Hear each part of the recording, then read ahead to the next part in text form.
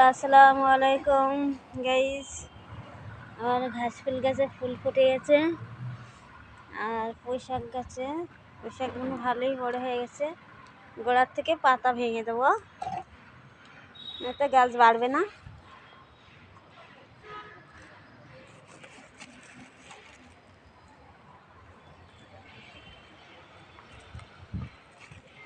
পাতাগুলো তুলে নেবো গোড়ার থেকে।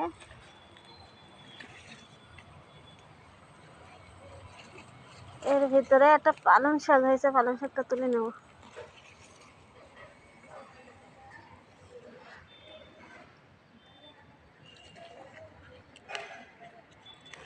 পালং শাক গোড়ার থেকে ভেঙে নেবো, এতে গাছ বাড়বে না।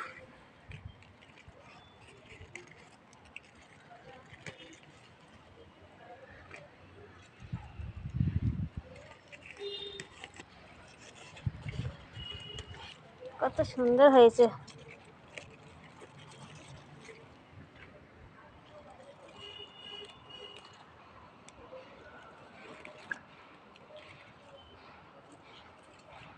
গাছটা পোকা লেগে গেছে।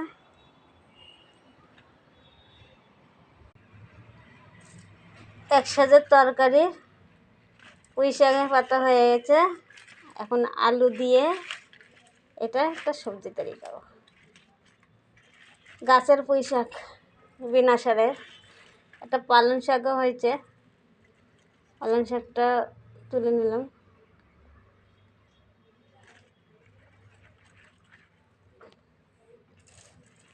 নিজের গাছের পুঁই শাক খেতে তুলতে একটা স্বাদ আর শান্তি আলাদা।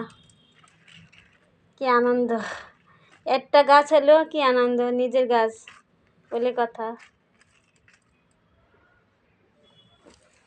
বিনা সারের সবজি। এর ভাবছি এলো